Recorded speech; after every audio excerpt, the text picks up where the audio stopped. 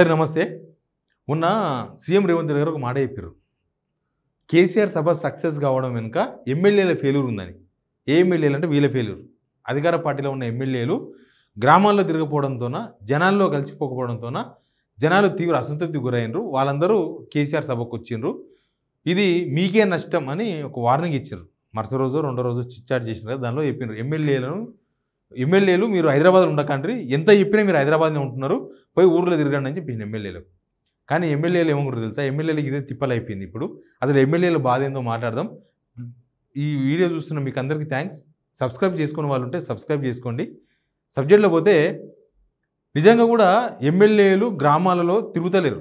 ఎంతసేపటికి నియోజకవర్గ head quarter, లేకపోతే హైదరాబాదు, లేకపోతే విహారయాత్రలు, ఈ మూడు బాగా నడుస్తున్నాయి. ఇప్పుడే కాదు, ఈ సంవత్సరం నుంచి జనాలలోకి పోలేకపోతున్నారు. దానికి ఎమ్మెల్యేల ప్రాబ్లమ్స్ ఏం లేవు, గవర్నమెంట్ ప్రాబ్లం అది. ఎమ్మెల్యేలు కనుక పోయినరనుకో, పోతే జనాలు మాకు అది కావాలి ఇది కావాలి, ఎన్ని సమస్యలు. ఇప్పుడు ఇందిరమ్మ ఇండ్లు లొల్లి నడుస్తుంది. ఇందిరమ్మ ఇండ్లు కాంగ్రెస్ కార్యకర్తలకే ఇచ్చుకుంటున్నారు. దానికి ఎవరు సమాధానం చెప్పాలి? ఏ ఎమ్మెల్యే సమాధానం చెప్పాలి? తర్వాత రేషన్ కార్డులు ఇవ్వలే, రేషన్ కార్డులు అప్లై చేసుకున్న వాళ్ళు మస్తు మంది ఊరుల్లో. ఎవరు సమాధానం చెప్పాలి? ఎమ్మెల్యే సమాధానం చెప్తాడా? ఇక పోతే జాతర ఎమ్మెల్యే కనుక ఒక ఊరికి పోతే మొత్తం జనమంతా గుంపు కట్టి ఏది మాకు అదేంది, మాకు ఇదేంది, తులం బంగారం ఏంది, మాకు పెన్షన్ ఏడిస్తారు, మాకు కార్డు ఏడిస్తారు, ఇదే లొల్లి. ఈ బాధపడలేకనే జనాలకు దూరంగా ప్రశాంతంగా కాన్స్టిట్యున్సీ హెడ్ క్వార్టర్సు హైదరాబాదు, లేకపోతే ఫ్యామిలీస్తో కలిసి విహారయాత్రలు ఇవి చేసుకుంటున్నారు. రేవంత్ రెడ్డి గారేమో మీరు జనాలకు పోండి, మీరు హైదరాబాద్లో ఉండొద్దు, మీరు జనాలకు పోమని ఎన్నిసార్లు ఇప్పుడు ఎందుకు పోతలేరని చెప్పేసి ఆయన క్వశ్చన్. ఇప్పుడు పోతే ఏమవుతుంది చూస్తారు కదా. అసలు ఎమ్మెల్యేలు జనాల్లోకి పోవాలంటే జంకుతున్నారు. వాళ్ళు తిప్పలేందంటే వాళ్ళు అడిగే వాటికి సమాధానం చెప్పలేరు. గవర్నమెంట్ అమలు చేయాలి. పోనీ ఎమ్మెల్యేల చేతిలో కొన్ని ఉన్నాయి, అవి ఏమైనా చేస్తారంటే అవి చేయరు వాళ్ళు. ఇప్పుడు రేషన్ కార్డులు ఉన్నాయి, రేషన్ కార్డులు అప్లై చేసుకున్న వాళ్ళలో ఎంతమందికి ఇస్తున్నారు? అసలు ఒక్కడికి ఒక్క రేషన్ కార్డు కూడా ఇవ్వలే. అది గవర్నమెంట్ నిర్ణయం తీసుకోవాలి. కాకపోతే ఇందిరమ్మ ఇళ్ళ కాడికి వచ్చే వరకు కొన్ని సెలక్షన్ చేశారు. ఆ సెలక్షన్ అంతా ఎమ్మెల్యేలకు అప్పగించారు. అదే తిప్పలు ఇక్కడ. మెయిన్ ప్రాబ్లం ఏంటంటే అన్నీ ఇప్పుడు ఆఫీసర్లకు ఇచ్చారు అనుకో బాధ్యతలు, ఆఫీసరు శాచురేషన్ పద్ధతిలో చేస్తాడు, ఆఫీసర్ చూసుకుంటాడు. ఆఫీసర్లు ఏం చెప్తున్నారు? మీ ఎమ్మెల్యే సెలక్షన్ చేయాలా, మాకేం తెలుసు, మీ ఎమ్మెల్యే చెప్తే వస్తుంది, పోయి ఎమ్మెల్యేని కలవండి అని చెప్తున్నారు జనాలకు. ఇక వాళ్ళు ఎమ్మెల్యే కలవడానికి పోతారా? రాని మా ఊరికి ఎమ్మెల్యే చూసుకుందామని ఆయన అనుకుంటాడు. ఒరిజినల్ కాంగ్రెస్ కార్యకర్తలు కూడా చాలామందికి వస్తలేవు స్కీమ్స్. కొంత సెలెక్ట్ చేసి ఎమ్మెల్యేకి మంచిగా ఉండే వాళ్ళకు వస్తున్నాయి. ఎమ్మెల్యే చేతికి ఉండే వాళ్ళకు, చేతి కింద ఉండే వాళ్ళు చెప్పే వాళ్ళకు స్కీమ్స్ అవో ఇవో ఇచ్చే ప్రయత్నాలు నడుస్తున్నాయి. ఇప్పటివరకు వీళ్ళు ఒక్క ఇందిరమ్మ ఇల్లు కూడా ఏం కట్టలేదు, ఎవరికి ₹1,00,000 కూడా ఇవ్వలేదు. సేమ్ టైం రేషన్ కార్డు కూడా ఇవ్వలేదు. ఇంకా ఇప్పుడు ఊరిలోకి పోతే వడ్ల కొనుగోళ్ళు, ఈ పంచాయతీలు నడుస్తున్నాయి, ఇవన్నీ ఉన్నాయి. ఇక రుణమాఫీ కాని రైతులు, రైతు భరోసా రాని రైతులు, ఎక్కడ జనాలు అక్కడ. ఇప్పుడు యువ వికాసం అని పెట్టారు, యువ వికాసం రికమెండేషన్లు అవి ఎమ్మెల్యే సాయం చేస్తేనే. ఎమ్మెల్యేలు ఏం చేశారంటే ఇట్లా మెడకేసుకున్నారు, గాలిపోయేదాన్ని మెడకేసుకొని తిరుగుతున్నారు.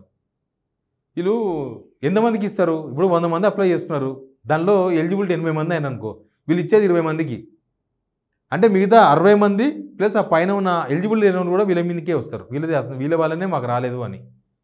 ఎమ్మెల్యేల మీద తీవ్రమైన ఆగ్రహంతో జనం ఎందుకున్నారంటే దీనికోసం ఉన్నారు. రేవంత్ రెడ్డి ఏమో ఊర్లోకి పోంటారు. ఊర్లోకి పోతే ఎవరు బాధ్యులు? ఎమ్మెల్యేకి ఉండేదే 1+1 2+2 గన్మెన్లు. ఏం సమాధానం చెప్తారు? ఎమ్మెల్యేల చేతిలో పైసలు కూడా ఏం లేవు. ఓ మోరికో, ఓ కాలువకో, ఓ రోడ్డుకో పోనీ ఇంత ఇద్దాం అంటే కూడా ఏం లేవు. ఏమైనా చిన్న కాంట్రాక్ట్ ఉంటే కార్యకర్తలకు ఇచ్చుకుంటున్నారు. 5 లక్షలు అట్లాంటివి ఉంటే మినిస్టర్ దగ్గర తీసుకుపోయి, ఇన్ఛార్జి మినిస్టర్ దగ్గర తీసుకుపోయి ఆ కార్యకర్తలకు ఇచ్చుకుంటున్నారు. ఏమేమి నడుస్తుందో లోపల వాళ్ళు మాత్రం బెస్ట్గా ఉన్నారు. కానీ వాళ్ళు ఎంతమందిని ఆపుతారు? ఊళ్ళో జనానంతా ఆపుతారా? జనమంతా ఫుల్ తిప్పల్లో ఉన్నారు. ఈ గవర్నమెంట్ 1.5 year అయిపోయింది, మమ్మల్ని పట్టించుకోలే, మా సమస్యలు పట్టించుకోలే, మాకు చెప్పినవి ఏవి నెరవేర్చలే, ఇచ్చిన హామీలన్నీ వేస్టు, మమ్మల్ని మోసం చేసినారనే ఫీలింగ్లో జనం ఉన్నారు. ఎమ్మెల్యేలు దూకుంటారా? ఎవరిని ఆపుతారా? ఎవరైనా ఆపుతారా? ఏ కేసులు పెట్టించారు, ఆల్రెడీ పోలీసు వాళ్ళని పెట్టించి బెదిరించారు, పోలీసు వాళ్ళని వాట్సాప్లో జొర్రిపించి వాళ్ళతో వార్నింగ్లు ఇప్పించారు. మీరు హామీలు అమలు చేయకుండా ఈ పోలీసు వాళ్ళని పంపించడంతోనా, మిలిటరీలను దింపడంతోనా లాభం లేదు. ఊరే పెద్ద మిలిటరీ, ఊర్లో అంతా మిలిటరీ లాకుంటారు జనం. వాళ్ళు మీరు నమ్మించారు, వాళ్ళు మీకు ఓట్లు వేసారు. మరి అట్లాంటప్పుడు మీరు వాళ్ళని పట్టించుకోకపోతే వాళ్ళు ఊకుంటారా? ఇప్పుడు ఎమ్మెల్యేల బాధ కూడా అదే. మంత్రులు ఎమ్మెల్యేలను పక్కన పెట్టు, మినిస్టర్సు ఇప్పుడు శ్రీధరబాబుని తీసుకో, మంత్రిని పోతాడు హైదరాబాద్కి వస్తాడు, ఇంకా ఎక్కడ పోయేది లేదు. ఇక కొంతమందిని వేసుకొని వాళ్ళ అన్ననో తమ్ముడో ఒక ఆయన తిరుగుతూ ఉంటాడు. వాళ్ళు ఏంటంటే వాళ్ళకి సంబంధం లేదు, వాళ్ళు వచ్చి అడుగుతారు ఏమన్నా జనాలు, ఓట్లు ఇచ్చింది ఆయన కాదు కదా. ఇప్పుడు తిరుపతి రెడ్డి ఉన్నాడు కొడంగల్లా, తిరుపతి రెడ్డి ఏం చేస్తాడు, నలుగురు గ్యాంగ్ వేసుకొని కారు వేసుకొని రయ్యా 4 కార్లు అక్కడ 4 కార్లు ఇక్కడ తిప్పుతాడు. ఆయన ఏమన్నా జనాలకు పోయేది ఉందే, ఏం అక్క తిన్నావా అంటాడా, ఏం అమ్మ తిన్నావా అంటాడా అనడు. ఏమైనా గవర్నమెంట్ కార్యక్రమాలు అంటే పోయి వేదిక మీద కూర్చొని ప్రశాంతంగా వచ్చేస్తాడు. లేకపోతే 4 అనుచరులు ఉంటారు, కార్లో తిరుగుతారు, హల్చల్ చేస్తారు. జనాలకు పోయేది లేదు. ప్రతి ఒక్కరు డీఫాక్టో ఎమ్మెల్యేని పెట్టుకున్నారు, ఒక్కొక్కరు ఒకరిని పెట్టుకున్నారు. మా వనపర్తి ఎమ్మెల్యే మెగారెడ్డి కూడా ఎవరిని పెట్టుకున్నారంట, వాళ్ళ బామార్ది వరుస అయితే కూడా ఎవరు ఆయన పెట్టుకున్నారంట. అట్లా ప్రతి ఒక్కరు ఒకరిని పెట్టుకున్నారు. ఇంకా వాళ్ళే జనాలు తిరగాలి. వాళ్ళు ఏంటంటే కాన్స్టిట్యున్సీలో కార్యకర్తలను సగబెట్టడానికే, తర్వాత ఏమైనా సెల్మెంట్ ఉంటే చేసుకోనికే, తర్వాత ఇంకేదైనా పైసలు వచ్చేదంటే వసూలు చేసుకోనికే పెట్టుకున్నారు వాళ్ళు. వీళ్ళు డైరెక్ట్ అవి చేస్తే జనం వస్తారు కదా, వీళ్ళు జనాలకు పోయేది లేదు. జనాలకు వేరే మనిషిని పంపించి ఈయన మనుషుల్లాగా చలామణి చేపిస్తుంటారు అనమాట. వీళ్ళ మనుషుల్లాగా వాళ్ళు పనిచేస్తూ ఉంటారు. గవర్నమెంట్ పని కాదు, ఇవే ప్రైవేట్ పనులు మొత్తం. వ్యక్తిగత పనులన్నీ కూడా ఎవరు ఎక్కడ కాంట్రాక్టర్ ఎవరు, మనకు వచ్చేది ఏంది, పోయేది ఏంది, మనకి ఇచ్చేతోడు ఎవడు, ఈయనోడు ఎవడు, పెత్తనం చలాయిస్తూ ఉంటారు. వాళ్ళ మీద జనాల మీద ఎవడన్నా గట్టిగా మాట్లాడితే ఆయన బేరేయడం, వాళ్ళే పోలీస్ స్టేషన్లో ఫోన్ చేసి వీళ్ళ మీద కేసులు పెట్టియడం, ఇది చేస్తున్నారు ఈ డిఫాక్టివ్ ఎమ్మెల్యేలు. అంతా ఏం చేస్తున్నారంటే ఇట్లా ఎమ్మెల్యేలకు 1,00,000 తిప్పలు వచ్చి పడి లాస్ట్ కాన్స్టిట్యున్సీకే పోకుండా అయ్యారు. ఇప్పుడే ఇట్లాంటి సిచ్యువేషన్ ఉంటే రేపు ఏంది పరిస్థితి? ఎమ్మెల్యేలు అంటున్నారు డైరెక్ట్గా, మా ప్రాబ్లం ఏం లేదు, గవర్నమెంట్ స్కీమ్స్ అమలు చేయాలి, గవర్నమెంట్ స్కీమ్స్ అమలు చేయకుండా గవర్నమెంట్ ఊకే ఇవ్వాలి రేపు అని టైంపాస్ చేసుకుంటూ పోయి, లేకపోతే ఫండ్ ఇవ్వకుండా కనీసం ఏదైనా ఎవరికైనా రూపాయి ఇద్దామంటే మా చేతిలో రూపాయి లేకుండా ఉత్తగా ఎమ్మెల్యేలు గెలిచినాం ఉన్నాం, మమ్మల్ని జనాలకు పోతే జనాలకు ఎవరు సమాధానం చెప్పాలని ఎమ్మెల్యేలు అనుకుంటున్నారు. అందుకే అఫీషియల్ మీటింగ్స్ తప్ప ఆయన వ్యక్తిగతంగా ఎట్లా ఉంటుంది ఎమ్మెల్యే అంటే, మామూలు ఎమ్మెల్యేలకు ఎట్లుంటుంది తెలుసా, మనం పొద్దుగాలే జనాలకు పోవాలి, జనాన్ని అడగాలి, మనం చూపించాలి. అంతకుముందు ఆంధ్రాలో ఉండే చూడు, పొద్దుగాలేసి గుడ్ మార్నింగ్ అని చేస్తుండే ఒక ఆయన కేతిరెడ్డి, అట్లా చేయాలని ఉంటుంది అందరికీ. కానీ చేయాలంటే దమ్ము ఉండాలి, దానికి పైసలు ఉండాలి చేతిలో, అడిగితే ఏదైనా చేస్తే కాదనకుండా చేసే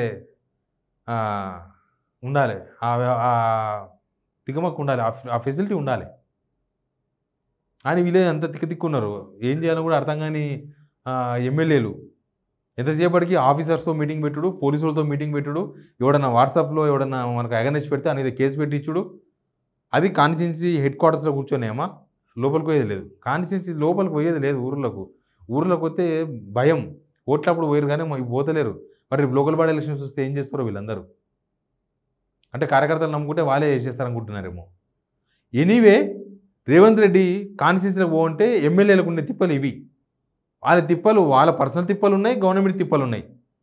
వాళ్ళకి వచ్చిన స్కీమ్స్ను కరెక్ట్గా ఎలిజిబిలిటీ ఎవరెవరుకున్నారు ఏంది చూసి కొద్దిగా ఎక్కువ మంది సెలెక్షన్ చేసుకొని వాళ్ళకి ఇస్తే బాగుంటుంది. ఇప్పటిదాకా సంవత్సరం అయినా కూడా ఒక పునాది చేయకుండా, ఒక స్కీమ్ అమలు చేయకుండా, ఏం చేయకుండా ఉత్తగా నేను ఎమ్మెల్యేను కాబట్టి చేతులు ఊపుకుంటూ పోతా అంటే జనం ఊపుకుంటారా? ఇప్పుడు అదే నడుస్తుంది తెలంగాణలో. Please subscribe signal TV.